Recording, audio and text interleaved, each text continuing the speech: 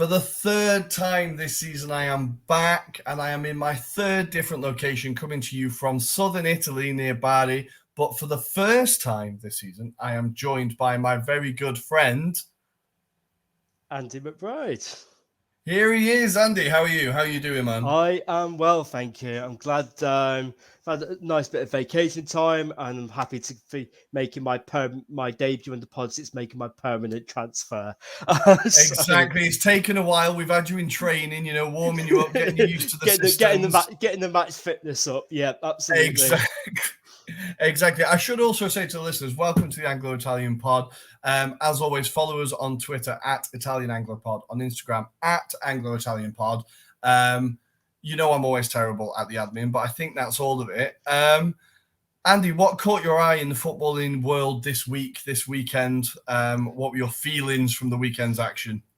I think the chaos that is League One is not to be overlooked. I mean, you had like 9 red cards. You had goal within 8 seconds in the PSG game. It was just absolute carnage, really. It does look like a lot of fun over there. I feel like it's a league that obviously gets dismissed quite a lot because PSG just cakewalk it every single year. But yeah, 9 red cards in one weekend. So we should really go through it. I was looking at the highlights today. Disappointingly, no fights. 9 red cards and no fights. I was quite disappointed. But there was Angers lost 3-1 at home to Brest. There was 1 red card there. Sabanovic sent off for an awful two-footed lunge. Sofiane Boufal, do you remember him from Southampton? Yeah. He got the consolation for Angers. In Rennes Ajaccio, I'm not sure how to say that. Rennes won 2-1. There was 2 red cards in that one. Terrier opened the scoring with the great goal. Tiate, ex-Bologna, scored the winner for Ajaccio, but there was 2 red cards. A goalkeeper sent off the bench for dissent, which we always love to see. And this was the only red card that I thought maybe was a little bit soft. Weirdly, the rest of them were all absolute stonewall red cards. There were some absolute shockers. I was just before I came with the poll, I was watching the Montpellier-Auxerre game. And I'm like, bloody hell, makes Sunday League look a little bit tame in comparison. I don't know what they've been drinking over there, but that was an absolute war. Mamadou Sakho, another ex-Premier League legend, I think, had a busy afternoon. He opened the scoring for Montpellier. Then the first player was sent off for Montpellier. Just bad tackle, wasn't it? And then 5 minutes after coming onto the pitch, Niang got sent off for an elbow on Sakho as he was going for the ball. He was sent off. Da Costa got the second goal after a goalkeeping error. Then Sakho gives away a penalty. Scored the penalty. It was a dreadful one as well. Like, he just literally stuck his leg out and got nowhere near the ball. It's ridiculous. It was a super desperate tackle. I feel like Liverpool fans may have recognised that for a few times at Anfield. And then ultimately, the guy who scored the winner, Da Costa, then gets sent off for elbowing someone and pretending to be injured. And then the final red card is Savanier for Montpellier, a mad lunge from behind. And the funniest thing is, as he went down and hit the deck, the ref came to him, and the look on his face, he was just smiling. Like, instantly, he was like, yeah, that's a red. Like, I'm definitely going. So 4 red cards in that game. And then the final game, there was 2 red cards for Nice as they lost 1-0 to Clermont Foot. Mario Lemina, another ex-Premier League Southampton player. like Southampton, isn't he? Yeah. Exactly. A lot of like tackles from behind. This was a ridiculous tackle from behind. They got him sent off, and then Todibo, a couple of minutes later, punched the ball away to get his second yellow. So it was absolute carnage in Ligue 1. And as you did mention, PSG scoring within 8 seconds, was it, against Lille in what was supposed to be a kind of title challengers type thing. So yeah, Ligue 1. Even if PSG have definitely won it already, there's still plenty of entertainment to be had in that league. And as the tagline is, I think, it's the League of Young Talent. So it's definitely worth checking out. And hey, 9 red cards, you cannot argue with it. But Andy, I think it's time to go to our Euro review. For the first time this season, me and Adam have forgotten. So for the special occasion of you coming onto the show for the first time, I'm going to get the blimp out. Are you ready to go? Yeah, I'm ready to go. Let's jump in. It's now inflated. Here we go. And here we are, up in the blimp, looking down at Europe. But currently, we're going to stay above England for now, I think. We're going to stay in England and in the Northwest. Now, Andy's been very patient on coming onto the show. It's taken him weeks, so I'm not going to make him wait any longer. And given the result on Monday, I'm going to let you talk about Erik Ten Hag's Magic Reds. What the hell happened, Andy? I did not see this coming.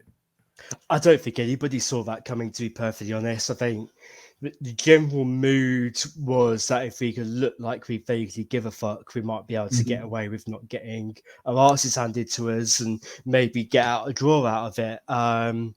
I certainly didn't think we would win the game.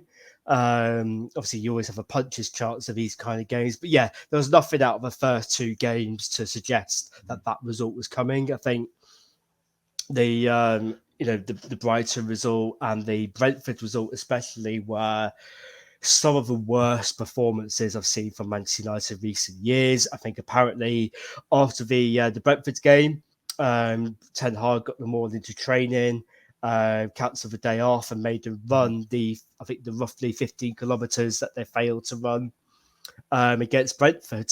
And that appears to have worked. There's obviously been a lot of stuff going on in the background, but I think if you stick to what's going on the pitch, at least, I think it was positive. I think, when we looked at the starting lineup, obviously our club captain Maguire has been dropped. I think it's probably fair to say that on current form, it's probably long overdue. I think there's been a general feeling that, especially under Ole, that regardless of his form, because he seemed to be because he was the team captain, there was an impression that he was an automatic starter regardless. Now, there are some mitigating factors. I think, Varane couldn't stay fit last season. Eric Bailly's made of glass, and Victor Lindelof had his own injury problems last season. So I think maybe to an extent he was started by default, but I think with with Lissandro Martinez coming in, this is Ten Hag's guy. A lot has been made of his height. I think if I got a quid for every time his height was mentioned, I'd be rich by now. And it's just very odd because he's not the only 5'9" centre-back that's ever played football. I give you, I don't know, Fabio Cannavaro. I think it's one of those things that when football Twitter gets an idea in its head, it definitely clings onto it, and it gets hammered to death, right? I think it was something that I was always, because obviously Arsenal were in for him early in the season, early on in the transfer window. I think we were mainly looking at him to play him at left back, in that kind of Zinchenko role that we have now. But I think it's still a very, very good signing for United. It's someone that Ten Hag knows, like you said, and it's someone that can cause a bit of, he's got a bit of grit. We saw him proper fight in this game. He's great technically. Yeah, his height isn't everything. He will get exposed, but I've seen 6'4" centre backs get exposed in the air. We'll get on to Van Dijk later, if you know what I mean. But I think so. Height isn't everything. But I did find it interesting that it was almost Ten Hag taking a step back to Ole's tactics that got you this result. He definitely wasn't looking for the possession, right? Liverpool had the lion's share of the possession, but he was happy to play on the counter and kind of jump past the Liverpool press. Do you think that is what ultimately won you the game? Yeah, absolutely. I think, we know that Ten Hag's teams like to start play from the back and things like that. But I think as it stands at the moment, we don't quite have the personnel in midfield or in defence to do it. De Gea's distribution, certainly at short range, is absolutely awful. And until, I think it was a bit of a mistake letting Henderson go, because I think had Henderson had a full pre-season with Ten Hag, I think he'd be starting the season as number one, but you can understand why Henderson didn't want to take that chance. And I think all he's done there is to beat Liverpool's press, just kick it long. And not only kick it long, kick it to the area of the pitch where Trent Alexander-Arnold is. And just try and get those first and second balls in. So I think it was good that change came about. I think another change that was underrated was Tyrone Malaysia coming in. Yeah. Again, Shaw is probably another one who hasn't been in since the Euros, hasn't performed anywhere near to the standard he was the season beforehand.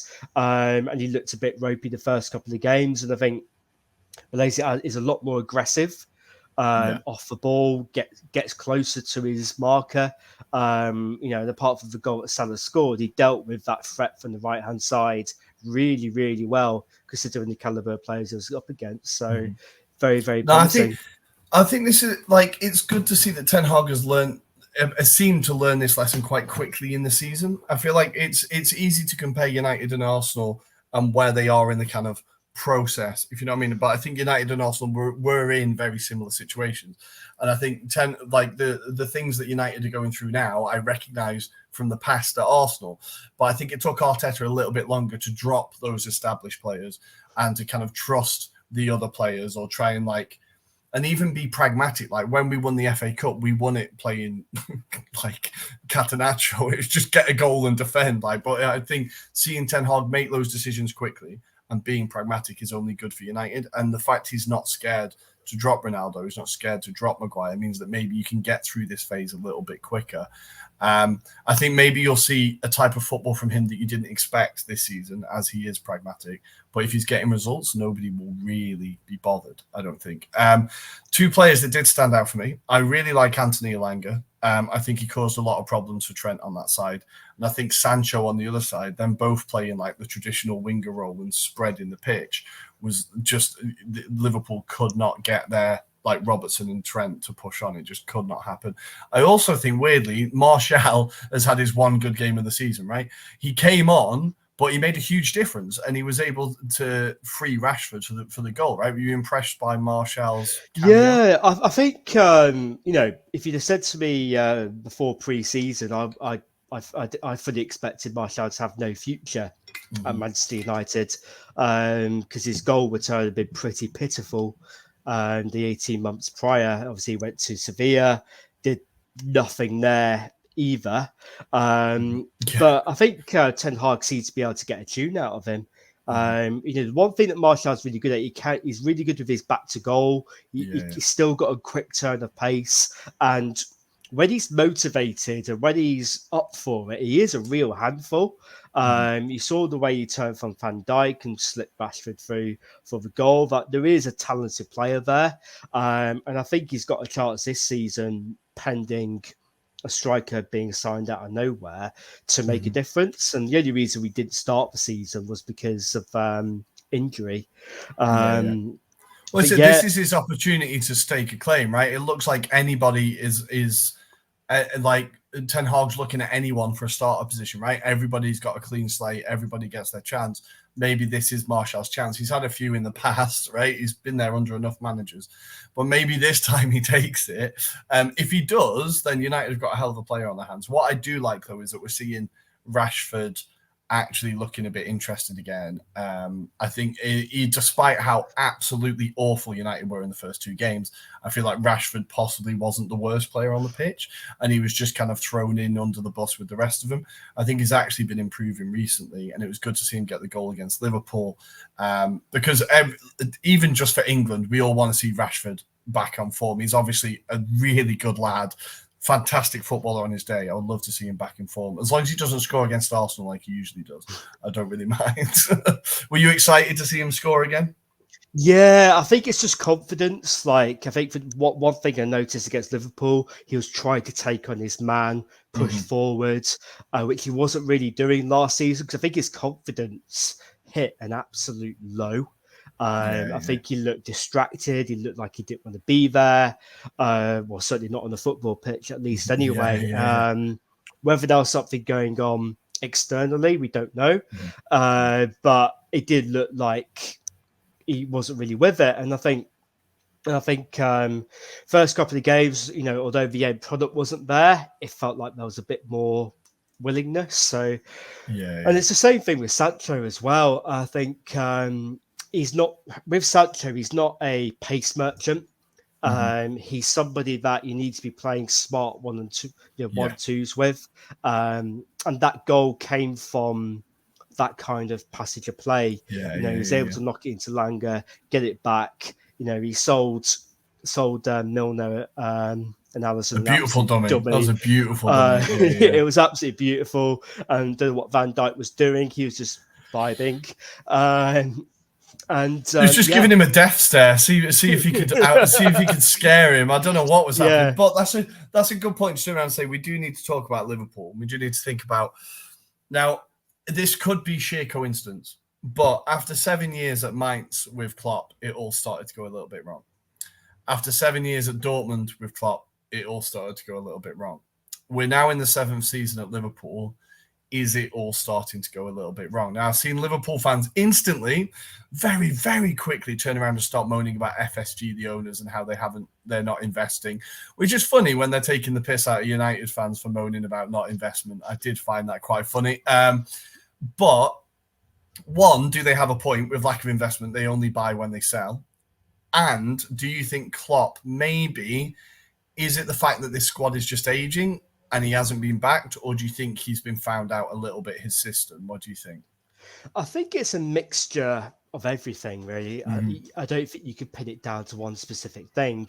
I think with Klopp, one thing that he does, I think he's played basically the same 14, 15 players game out several seasons in a row.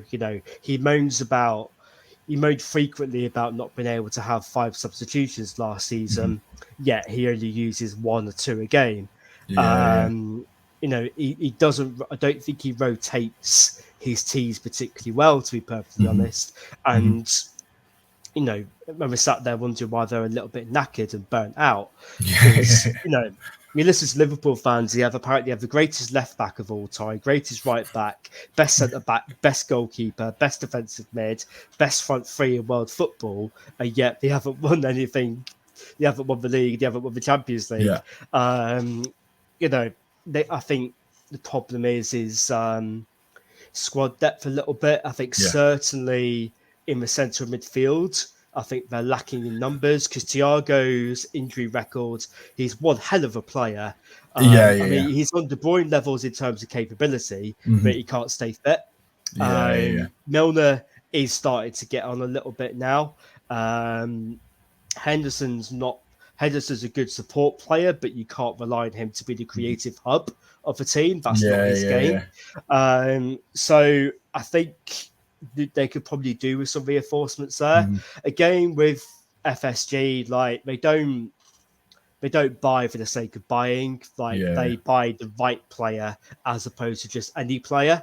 And I think sometimes I can understand Liverpool fans being frustrated because you want to get bodies in the door early as possible, but if the right player isn't available, they typically don't do the business. I do think that Liverpool really should be throwing everything they can get at Jude Bellingham at the minute. Just put everything you can at getting that guy before someone else gets him. I think that is the kind of player that would absolutely thrive under a Klopp system. As you said, the midfield does need a bit of a revamp. We saw that like Ten Hag just let Liverpool control the centre of the field because they knew they couldn't cause any damage. They were like, that's not where the problem's going to come from. The problem's going to come out wide. And the problem, like, I remember playing Liverpool in the past and it just feeling like the threat was from every position on the pitch. You could not rest anywhere. Like every player could kill you, and that kind of feeling has gone a little bit. Also defensively, like I don't want to jump on the Alexander-Arnold wagon too hard. Look, we know defensively he can be exposed, and he has been consistently this season already. But also Van Dijk. Now, he has been by far the best defender, the best centre-back in the league for the past 5-6 years, I would say, like not even close. I honestly would say head and shoulders above everyone. But now, what the problem is that time is a thing. And Liverpool for too long, I think, have relied on him fishing them out of the shit. So when one of their centre-backs or when Trent switches off, Van Dijk had the awareness, the pace, whatever it was, to sweep up and solve the problem. Now it seems like Van Dijk is less able to do that, and centre-backs like Joe Gomez or Nat Phillips or whoever is next to him, I think they're fairly average defenders. They're not standout centre-backs, and I think Van Dijk maybe is at that point where he's not able to fish them out of the shit as often. Maybe we'll see a few more problems now. What do you think? I mean, I don't quite agree with the statement that he's been the best centre-back over the past 4 or 5 years, to be honest. Like, he's been since he's been at Liverpool, it's been fairly clean cut. But I'll say Ruben Diaz runs him close. I think Thiago Silva runs him close in terms of capability. Like, I think he does get hyped up as being the greatest thing since sliced bread. He's certainly been Liverpool's best defender over the past 30 years, 100%. He's definitely will go down as one of Liverpool's best ever defenders, 100%. But yeah, I think he has been lacking a consistent partner. So I think Konate is probably the preferred partner at centre back, and they do look really good together. But I think he's had his injury problems, and you're right that the other options next to him, Joe Gomez.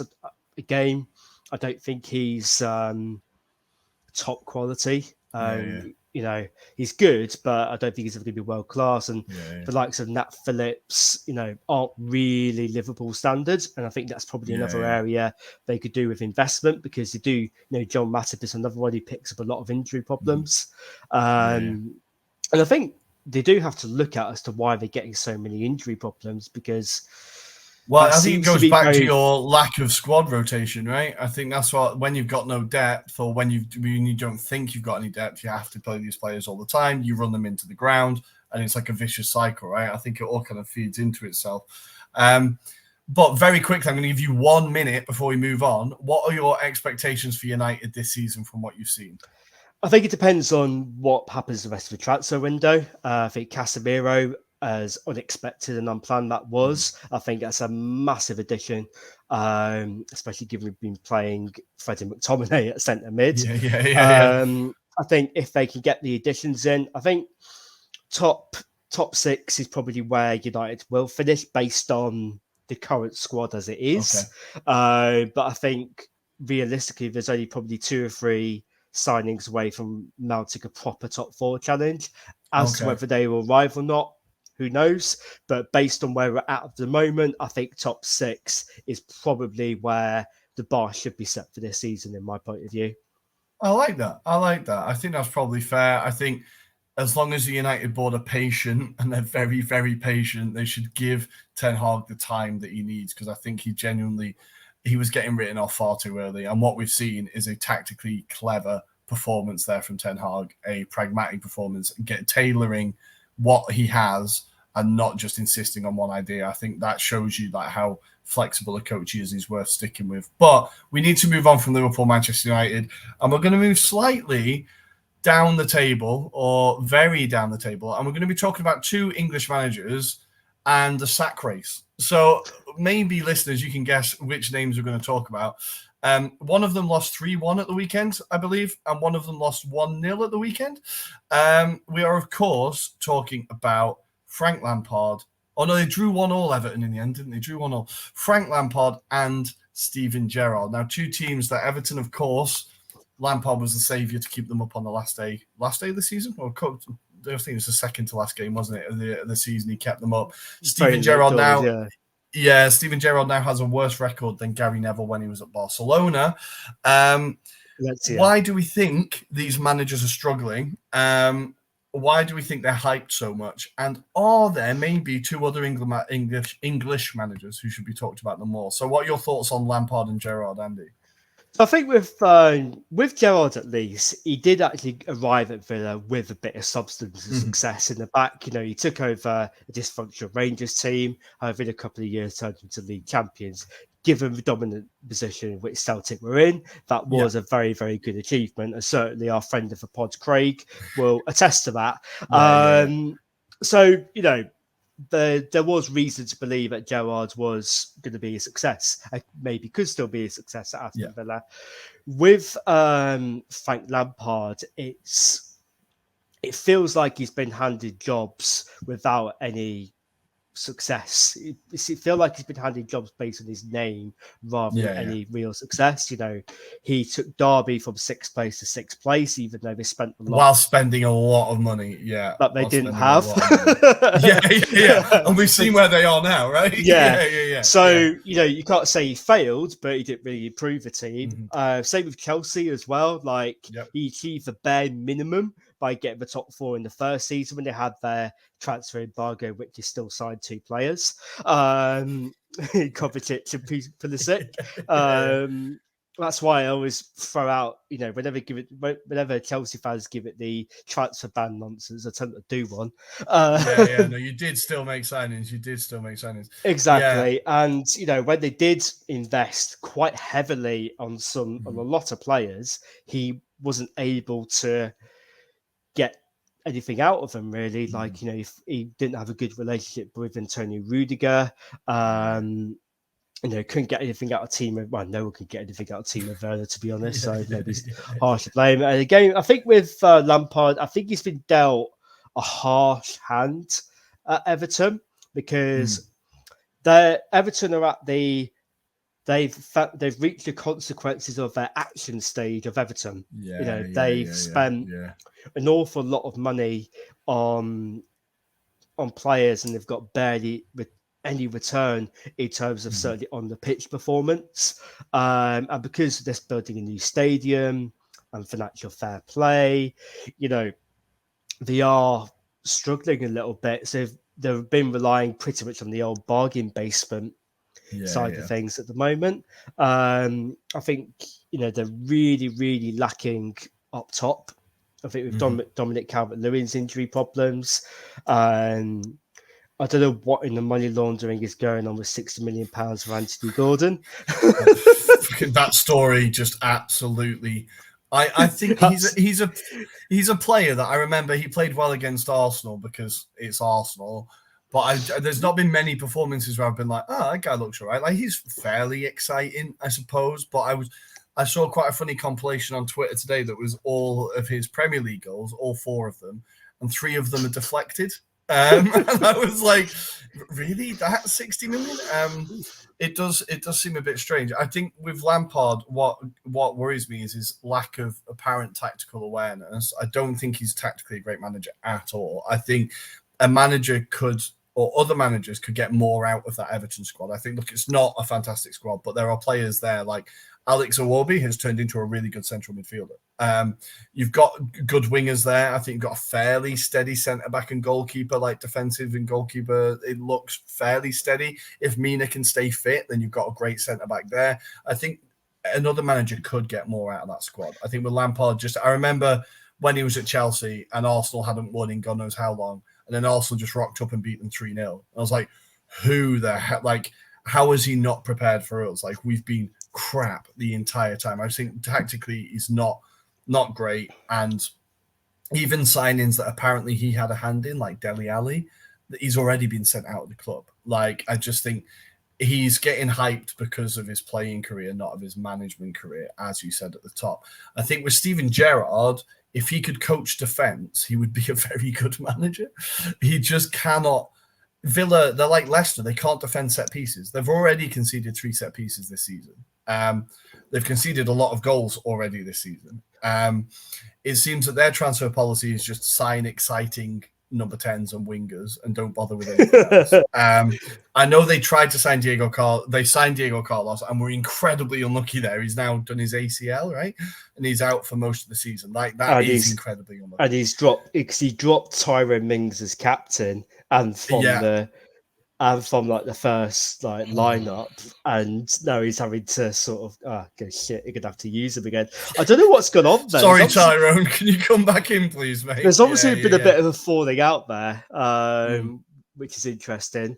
And I think the other thing that was interesting as well was that his assistant manager over the summer went to QPR. It was Mike Beale, and apparently he was the tactical brains behind the operation, which maybe does explain a little bit of there. But it feels like, after 11 winning 30 games, that's only 38 points. I mean, that's what over the course of 38 games would just about keep you mid-table.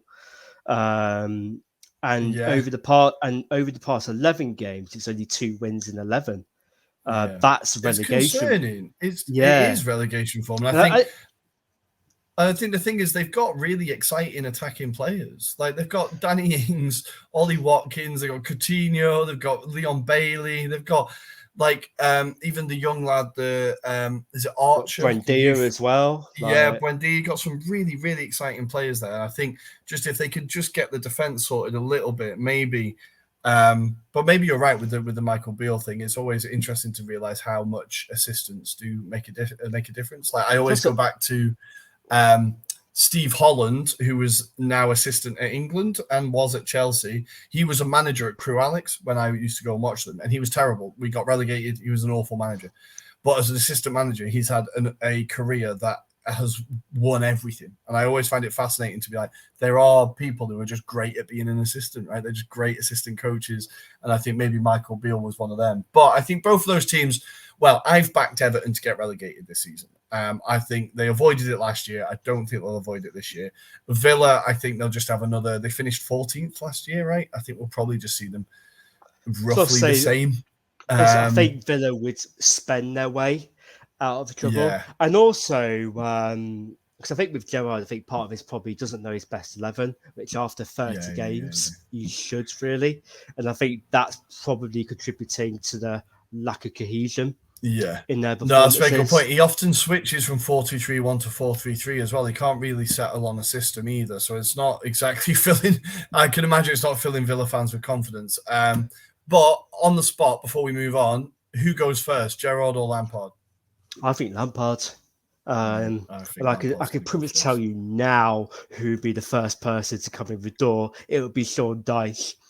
Oh, we all want to see that. There used to be the Tony Pulis Horn of Gondor and the Sam Allardyce Horn of Gondor.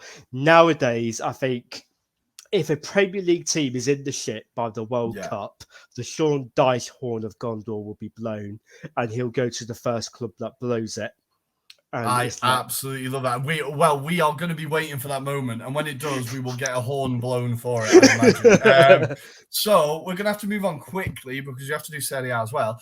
But there are 2 English managers who we think potentially should be being talked about as much as Gerrard and Lampard, and they are, of course, Eddie Howe and Graham Potter. Now, I think that performance from Newcastle, despite it being 3-3, look, it's still Man City, but that performance from Newcastle was exhilarating. Like, as Sam Maximan, when he's on form like that, is outstanding. It's incredible.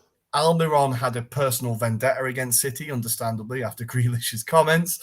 I think every year we get a team. What was Grealish's comments? I missed that. So in the title celebrations, when Grealish was like 8 double rum and cokes in, he said that Bernardo Silva was pulled off the pitch because he was playing like Miggy Almiron, and the Newcastle fans got very, very upset about that. As I would if it had been against an Arsenal player, to be fair.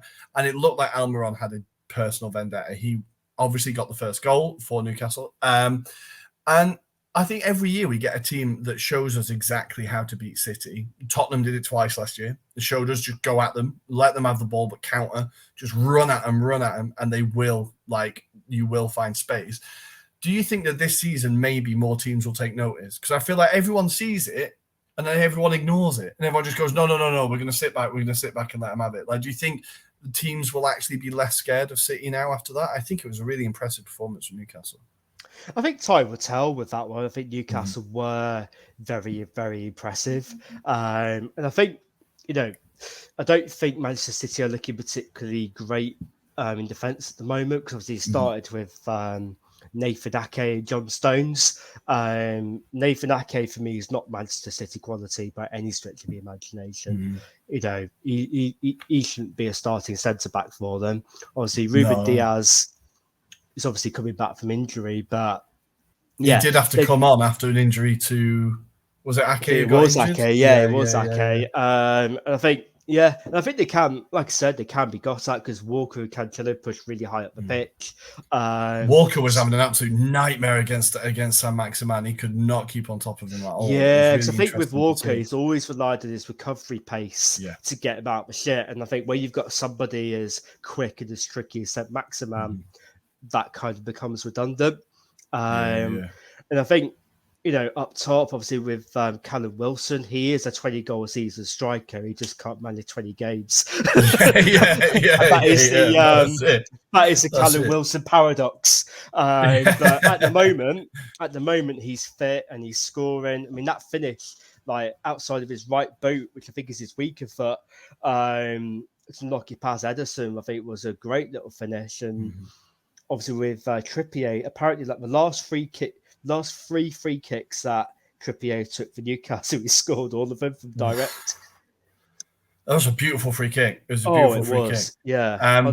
But I think it's really interesting with how the Newcastle they're trying to do this like petro money sensibly. I think they're actually being very sensible. Appointing Howe is a very sensible thing to do. I didn't expect them to go full sensible, but they... No. And I think, look, we've made our views on this pod about their owners and everything perfectly clear, and we'll continue to bang that drum. But for now, we're just going to talk about the football. I think with Howe, it's a very, very a sensible appointment, very clever appointment. We saw with Bournemouth that his team always played beautiful football. Newcastle were playing really exciting stuff. Their squad is getting very exciting and potentially even more exciting. Today, they've been linked with, we're just saying it's sensible, I think this is 65 million for Alexander Isak. Not terrible. When Arsenal went for him in January, they were asking for 80 million. I'm glad we didn't. But if Newcastle get him for 65 million, it gives them that cover, as you said, for Callum Wilson, who can't stay fit. Although it does now seem like they only bought Chris Wood just to relegate Burnley, right? That was the only reason to buy him. Yeah, because you don't see. Yeah, because you don't. I think he's got a very, very short future at Newcastle.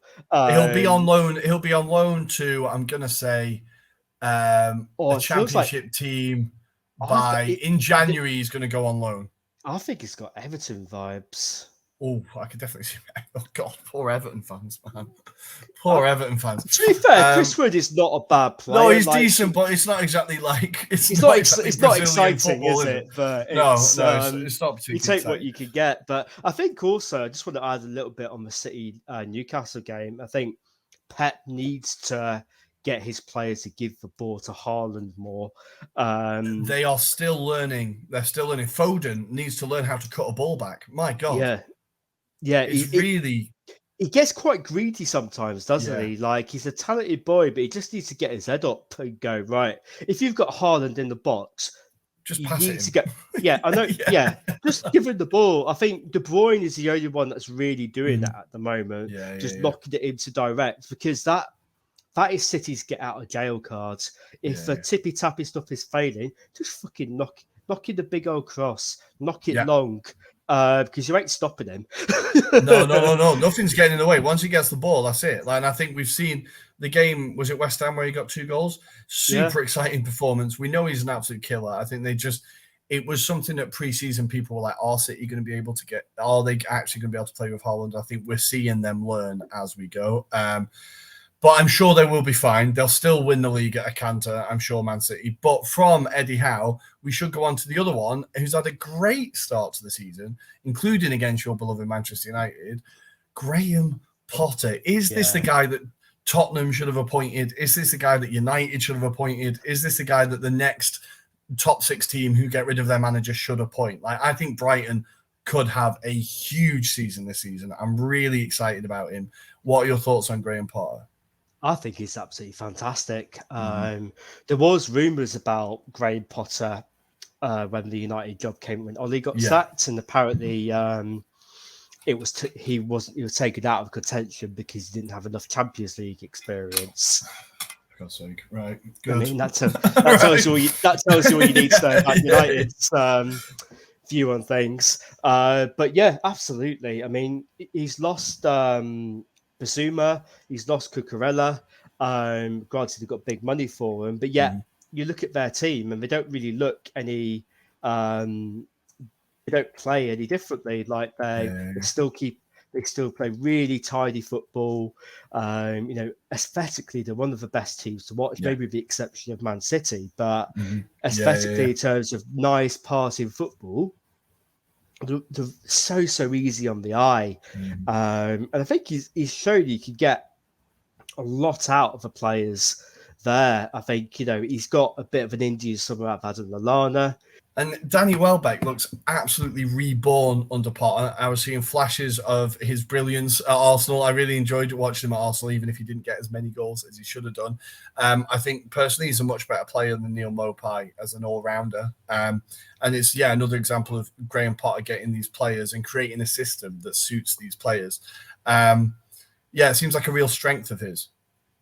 Absolutely. And I think it's also a really good strength of how in sync the back office and the recruitment side of things at Brighton is. Obviously, they had Dan Ashworth as their technical director / director of football for a long time before he's gone to Newcastle. And I think there's a real synergy between, Graham Potter's obviously somebody who could clearly articulate his ideas to his players. He could clearly identify the type of player that he wants. And that makes the recruitment team makes their job a lot easier when trying to get the talent in. Because if you look at like another one I want to mention is Moises Caicedo. Manchester United were linked with him quite heavily about a year ago, and they decided against it. He's been brought into Brighton. He had 6 months to settle in England, probably with the knowledge that Basuma was going to be sold. And they've replaced him seamlessly. The next one to look out for is the replacement they've brought in for Cucurella, which is Estupiñán from Getafe. He was outstanding in La Liga last year. I think he's another player that we're going to see within a year. We'll be like, damn it, they've done it again. They've somehow replaced a player that's better than the last one for less money. Yeah, it's incredible what's going down at the Amex. It's beautiful to see, but hopefully they can keep hold of Graham Potter for a little bit longer, because I want to see where he can take them. I really want to see how far he takes them. I'm going to say he gets them into Europe. If not this season, if he stays another, maybe next season. But I think he genuinely has it in him to get him up there. Brighton in the Europa League, I think we could all get behind that. Little European stint for Brighton. It'd be quite nice. Yeah, I think that would be entertaining to see. What top 6 club could you imagine him being at, say, if that hypothetical scenario I thought he had Tottenham written all over him, to be fair. I really thought Tottenham were going to get him. I think he'd do a fantastic job there. I think he really Daniel Levy would love how he can get a player cheap, right? That would keep Levy happy. And I thought he was going to end up there. I think for Arsenal, we'll keep Arteta, and I want Patrick Vieira. I'm not that interested. But I think Spurs will probably be where he'd end up. What do you think? I think so, yeah, because obviously we know Conte will spontaneously combust at some point. At some point, yeah. Without a doubt. Yeah, and leave halfway through pre-season or something like that. So, yeah, I think that would be a good matchup for him. I think if he was to go to somewhere like, because I know he'll get linked, but if he was to go to somewhere like Everton or Aston Villa, that feels like a sideways step. Like now it is, I think. Yeah. What would he achieve at Everton or Villa that he wouldn't be able to achieve at Brighton? I think he's just best to staying where he is, wait until a proper top job comes up, whether that's in England or maybe because obviously the other thing to bear in mind with Graham Potter, he's already been abroad and done it with Ostersons. I wouldn't rule him out of a top job abroad. I don't know. I'm going to throw it out there. Dortmund. Yeah. Oh, yes, Andy. I like that idea. Graham Potter at Dortmund. I could definitely see that. I love that. Yeah, it's a hot take. I like it. So we're going to leave the Premier League there for now. I think we've done 46 minutes on the Premier League, and we need to cover, of course, Serie A. So we're taking the blimp up over to Italy, and it was a great weekend in Serie A this weekend. There was some big results. Inter setting the pace again with a 3-0 win. It was against Spezia. Now, Spezia, we've talked about on previous episodes, they could struggle this year. We are a little bit scared for them. But Inter, Lukaku and Lautaro straight away get that partnership again. And it's like Lukaku never left. I love that he's found his home again and he's doing the link-up play. They've got a system that works for him. They get the best out of him. We like to see a happy Lukaku, right? Yeah. I feel like I feel stronger about this than you do, which I kind of understand, I suppose. But what do you think of the Lukaku-Lautaro link-up? I love seeing it, how they Yeah, I mean, under that season under Conte, they're absolutely lethal. And I think, the problem he had at Chelsea was that I always thought it was an odd signing at the time because I don't think Tuchel had an obvious way to make the most out of his ability. And that's why he wasn't successful at Chelsea. But yeah, I think, with that Martinez Lukaku relationship, you don't just forget that overnight. It's only been one season since he left. So I think that'll be lethal for them. And I think he'll probably easily get 20 to 25 goals in Serie A again this season. I think for the first goal, his head down for Lautaro was beautiful. It was a great finish by Lautaro. And you can, like I said, instantly you can see they've got their relationship going again. I'm glad to see that Inzaghi can get the best out of that, or is getting the best out of that relationship so far. I was afraid it would just be a Conte thing, but it seems like Inzaghi really has taken it to another level with them and with Dumfries. He was an absolute menace the entire game. He is a brilliant player. He'd be the next right back that moves for a shit ton of money. Yeah. I think I can definitely see him heading to the Prem at some point. He's terrifying. He's like a cannonball. If he can improve his end product a little bit, he could be honestly up in the top wing backs in the world. The guy is incredible. Inter now have got a bit more depth. They're looking good. We just know that I think last year with Lukaku, Inter win the league and Milan don't. So I think it's kind of Inter are the favourites, I suppose, but there's lots and lots of contenders in Italy this year. But they got a nice 3-0 win against Spezia to start off the weekend. Elsewhere, less inspiring, but probably a bit funnier. Juve drawing 0-0 with Sampdoria. We were really excited with our guest last week about how attacking and vivacious Juventus were. Well, it didn't last long. 0-0. Rabiot finally got his goal. He got a goal for Juve, but Vlahovic was offside, and it was really so the magical moment was not to be. Some great saves from the Sampdoria keeper, but ultimately a really, really depressing performance from Juve. Now, I don't know what you think of Allegri, but there was a picture that went viral this week, which was the world's biggest rondo, which was all the Juventus players stood in a kind of octagon as the Sampdoria players just kind of filled the entire midfield. What do you think of Allegri, and can you actually watch a game of his? I find it incredibly difficult. Yeah, it feels like his style of football is you can put up with it if you're winning. It's a bit like Mourinho football to an extent that if you're winning trophies and you're getting those 1-0s, you're getting those 2-0s week in, week out, no one gives a shit. But when the results and the performances on the pitch start sort of meshing together, it does get a little bit tiresome. I think to be honest, I think they are lacking a little bit in midfield. I mean, they're big. If you look at McKennie and Rabiot, by all accounts, they were quite happy to get rid of both. They were open to offers of both of those players over the summer. And thankfully, Rabiot's mum intervened. As she often does. She often does. She doesn't need encouragement, does she? But thankfully, he intervened on that one. So Yeah, I think they need a bit more quality to go alongside Locatelli. I think Juventus are another club that are suffering for the poor financial decisions they've made previously. Because let's be honest, like in a normal, if they're a bit more financially fluid, I think they would have got rid of McKennie. They would have got rid of Rabiot by now.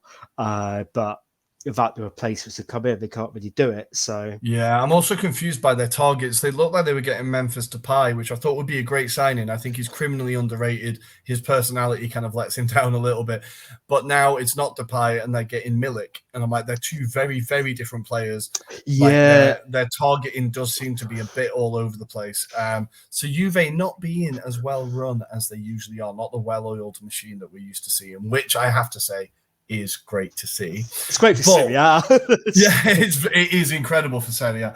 But what a team that is a great oiled machine for now, at least, is Napoli. They are having an incredible transfer window. We've talked about how they signed Ndombele on loan. If they can get him fit and keep him interested, that could be a great signing. I mean, They brought in... they're two very big ifs. But they got Kim at the back, who got his first goal at the weekend, the huge South Korean centre-back. But the player that everyone is talking about, and we are going to continue to bang the drum for, is the young Georgian, Kvara. He scored a right-footed banger to open the scoring and then followed it with a nice little dribble and finish to make it 3-0. I think Osimhen scored the second. Kim with his first goal for the fourth. They absolutely battered Monza, who looked terrible. But how excited should we be about Napoli, considering last season they won their first 5 or 6 games? I remember a press conference with Mourinho and Spalletti where Mourinho was making jokes like, are you going to let anyone else get any points? And they did ultimately fall down. How excited can we be about Napoli? I think Napoli have always been exciting, though. Like, they are a very, very streaky team. They're very much like an all or nothing kind of team. I felt Napoli, when they're on it, they're extremely exciting to watch. They've, the likes of Osimhen, they've got one of the best young strikers, in world football. But I think they're one of those teams that when it goes to shit, it really does go to shit. They always lose to Juventus, ultimately. They just always lose to Juventus. And they're always a De Laurentiis meltdown away from trouble. Because whatever reason, he can't keep his head out the dressing room. And I think whenever things start going a little bit tits up, it all starts getting a little bit messy from that point of view. Naples, I think, as a city, has zero chill.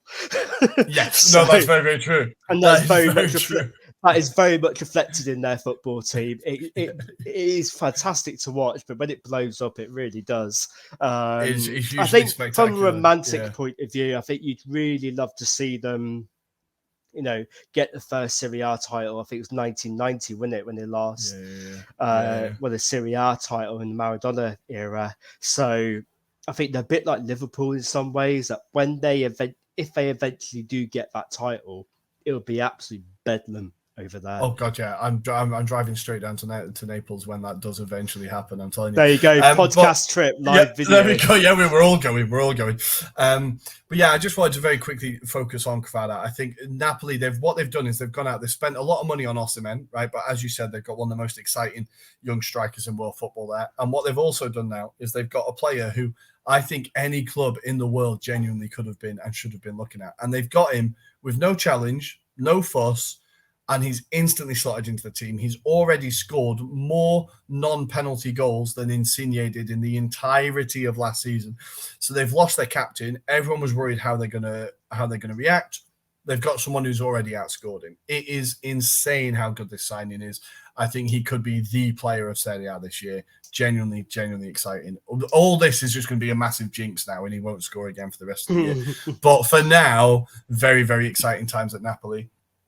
Before we end our Serie A, super quick this week, I do apologize, guys. Before we end our Serie A roundup, we should just talk about Atalanta Milan. Was a great game. I really, really enjoyed it. Atalanta looked like they already looked more exciting in that one game than they did the entirety of last season. Benacer scored a great goal at the second time of asking. I think there's kind of an interesting thing there that with Frank Kessié moving, is this the time now that Benacer is finally going to get his chance? He was an exciting player that left Arsenal. I was very annoyed he left Arsenal, but he never really started that much for Milan. I feel like this year he could really kick on and get some starts. We could see a lot from him. And we need to talk about Mourinho's Roma. 2 1-0 wins in a row. They absolutely battered Cremonese. Radu, after his disastrous performance last week against Fiorentina, was outstanding, made some incredible saves. The front four of Roma, we've talked about them, but Zaniolo, Abraham, Pellegrini, and Dybala, looks incredibly exciting. How do you feel about Mourinho and Roma? And with the news that they are finally about to sign Belotti, what do you think about their chances? I think Mourinho, he's a bit like Conte in some ways. If he gets the backing and he gets the players that he needs, he typically does a good job. And I think with Mourinho, you feel like he's got the buy-in of everybody in that team. They'll 100% jump through walls for Mourinho, which I don't think he ever really got at Manchester United, and he most certainly didn't get that at Tottenham. No. We've all seen the Dele Alli clip. It's just, but I think maybe in Italian football, and maybe with a group of players that he's working with, it seems to be a much better fit. And I think, with the likes of Dybala, like, I expected him to be at no disrespect to Roma, but I expected him to be at a Champions League level club. Same with Belotti as well. But then again, I know a lot of Italian players like to stay in Italy. They don't travel well. They don't. I think Scamacca this summer is probably the only major exception to that. So maybe it isn't a surprise he has signed for Roma, but that gives them options and depth as well. I think Chris Smalling has looked unbelievable career in Serie A. Unbelievable career. Like in Rome, they absolutely love him. He's been incredible. Yeah, exactly. It's genuinely an outstanding centre-back. I think with the Belotti one, it's really interesting because I saw that Tammy Abraham, I remember at the beginning of last year, or the beginning of last season, he had the record for hitting the post the most times. His XG was like crazy high, and then he hadn't really scored. Obviously, the second half of the season, he kicked on and was incredible, but he had one of those games this week. I think Abraham missed a sitter from like a yard out, and I felt like maybe when he's going through those patches or when he's starting to get tired, having Belotti to come off the bench and give him a bit of a rest is going to be massive, massive for Roma. Belotti basically guarantees you 10, 15 goals a season. Plus, huge signing. The one that Thursday night bullshit. With Europa League. So that's I can't wait for it to kick off. I mean, to be fair, I'll be fully into it at the moment, but I thought I was done with that. But either way, like, you'd expect a Mourinho team to get to the latter stages of the Europa League. I think that Roma team is very capable of doing so. They'll probably get to the latter stages of the Coppa Italia, granted that's only a few games. So you'd expect them to play in and around 50 games during the season. So Belotti exactly. They're going to need that. They're going to need that depth. Because they faded at the end of last season as well, and only got Europe through their Conference League performance. So they definitely needed that depth. Elsewhere in Serie A, very, very quickly, Domenico Berardi, the only player at Sassuolo to not leave this year, scored an absolute banger in the 1-0 win over Lecce. That's absolutely beautiful, doesn't it? What a volley. Beautiful volley. Great to see. I really want to see him at Sassuolo fans, but a bigger club. But he seems to love it there, and there'll probably be a statue of him within 15 years outside the stadium. And Marko Arnautovic continues to score. He continues to score 2 goals in 2 games now. He got the goal to take the lead against Verona before Henry equalised for Verona. Arnautovic still getting a job done. You still don't want him at United, Andy? Absolutely not. No. Okay. Last chance. Okay. No. Let's not go there. Beautiful. Good. So I think that's us kind of done. It's just time to look forward to the weekend and look at the fixtures that are coming up tomorrow or today as you'll be listening, guys. So, Andy, do you want to take us through the Premier League weekend? Which games are you most looking forward to? So, Premier League this weekend, there's a couple of exciting ones. I think Chelsea, Leicester City. Weirdly enough, a 3:00 kickoff, but I think that'll be an exciting game. Probably both teams needed a bit of a kickstart to the season.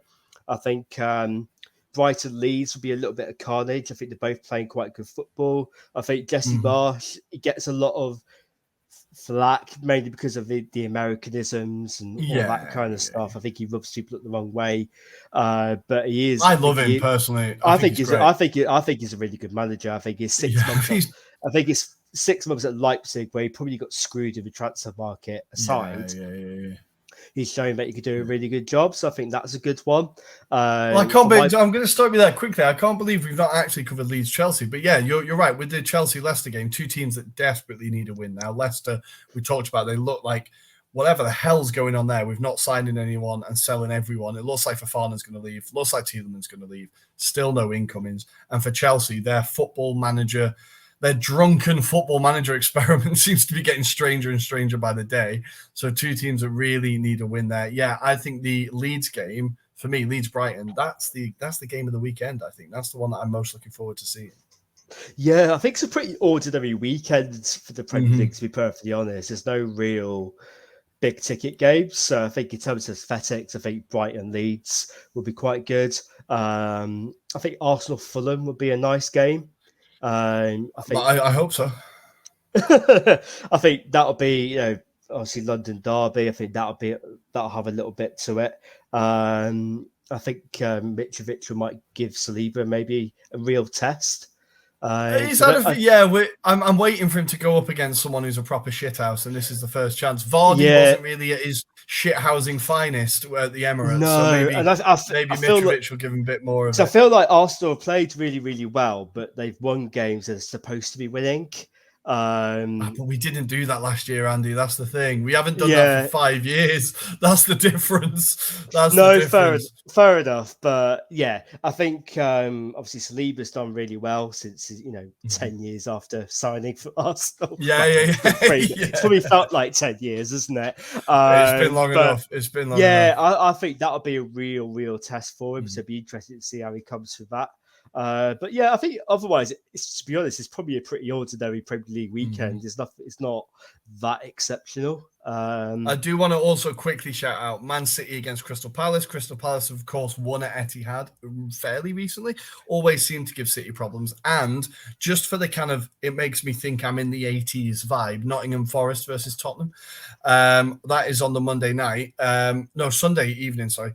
I think that game could be really interesting. Jed Spence apparently not playing for Tottenham anymore. I don't know what happened. They did sign him, right?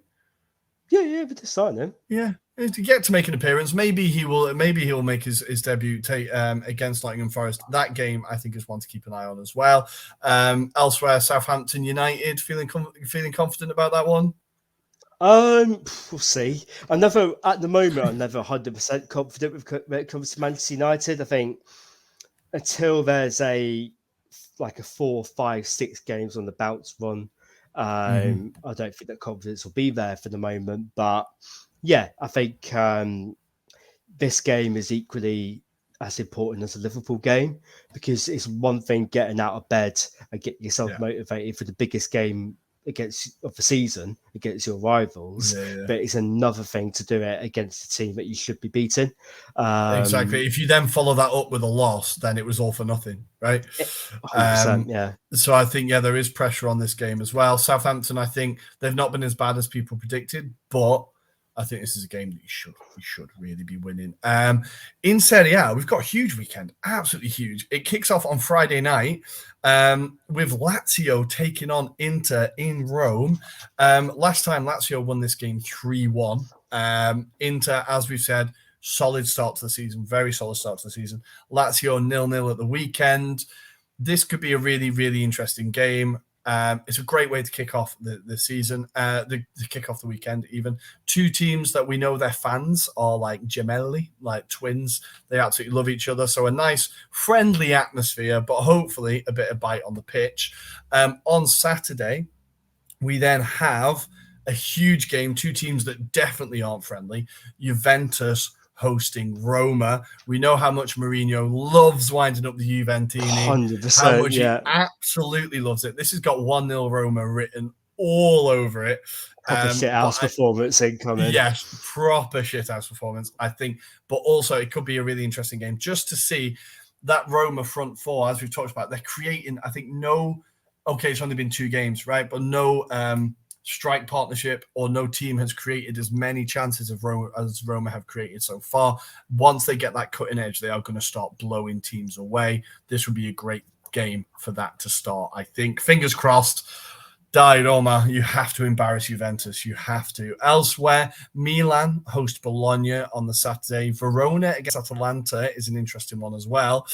And then the final game of the weekend on Sunday at 8:45 UK time, Fiorentina hosting Napoli. Now, Napoli, as we said, very exciting season, scored very exciting start, 9 goals in 2 games. But this is the first proper test. Fiorentina are a proper team with a proper manager, had a good start themselves. And I think this could be the game that's the most exciting of the weekend. Fiorentina hosting Napoli. That's on Sunday. I'm going to stick my neck on the line and say Kvara gets at least 1. I feel like this streak continues, but it should be a high-scoring game. Fiorentina can't really defend, but do score. So it could be an entertaining one. And I think also, because there's no Premier League football on Monday night, there is the Moldovan Superliga, which is here we go, nice, underway at the moment. So, as expected, Sheriff have won the title last year, and they're already 2 points ahead of everybody else. But it's not decided already, like League One. It's already done. More or less. But you've got Sheriff and Petra Club, who are like the 2nd or 3rd best team in Moldova, nice. Especially last season. They've got a nice 6 o'clock game. So if you fancy a very random game of football, you've got that going on. Another exciting title race that came from last season as well, actually, which is worth looking at in terms of obscure leagues, is the Luxembourg National Division. Oof. Okay, very good. Really, how many teams are in that? Like 6 teams or something? It's actually 16. Like, my God. Fit. Yeah, I know. Because last season you had obviously Progress Niederkorn, who Dudelange sort of fighting it out last season. Fighting it out last season as well, and Victoria Rossport as well. Like they was fighting all the way last season. So that would be a potentially random league to watch. In the end, Dudelange won that one with Progress Niederkorn finishing with 5th, which was a massive drop-off at the end of the season. So if you fancy some really random football leagues to watch on a dodgy stream, crack on. Beautiful. I love that. I have the One Sport app on my phone, and you can get the Mongolian 2nd division and stuff if you're ever at a loose end. It's always good to have a quick. It's literally watching people play football in the park. It's incredible. So, guys, I think that is us done for the week. So all there is to say really is please do follow us on Twitter at Italian Anglo Pod, on Instagram at Anglo-Italian Pod. Follow us on YouTube, subscribe, like, etc. Andy, anything to say before we go? Nope. I'm glad to finally get on the pod this week. So, I'm happy to make my full debut. Looking forward to next week. And next week, it should be all 3 of us, I think, for the first time. Yeah. It should be all 3 of us. So, guys, please do. Exactly what dreams are made of. Yeah. Please do join us next week, and we will see you. No finishing quote this week. I completely forgot, so I apologize, guys. Please, we will see you next week. Bye, guys.